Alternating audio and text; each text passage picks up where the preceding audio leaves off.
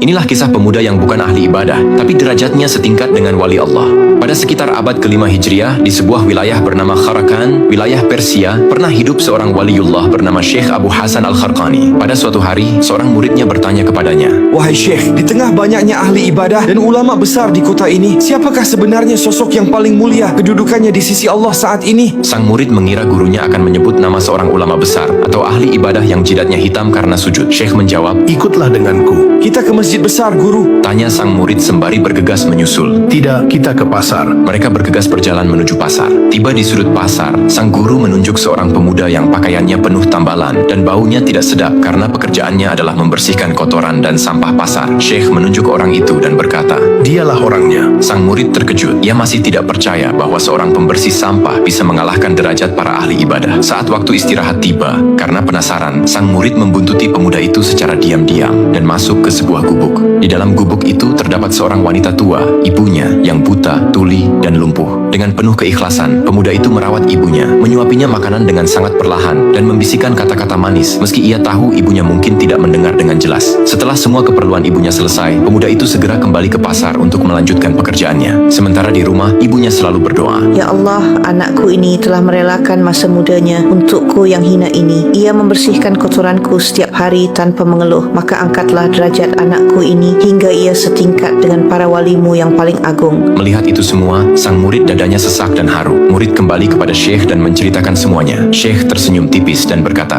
"Engkau melihatnya sekarang. Banyak orang mencari Tuhan di dalam masjid dengan dahi yang sujud. Tetapi pemuda itu menemukan Tuhan di telapak kaki ibunya. Ia bukan menjadi mulia karena ilmu atau jikirnya yang panjang, melainkan karena doa ibunya yang menembus langit."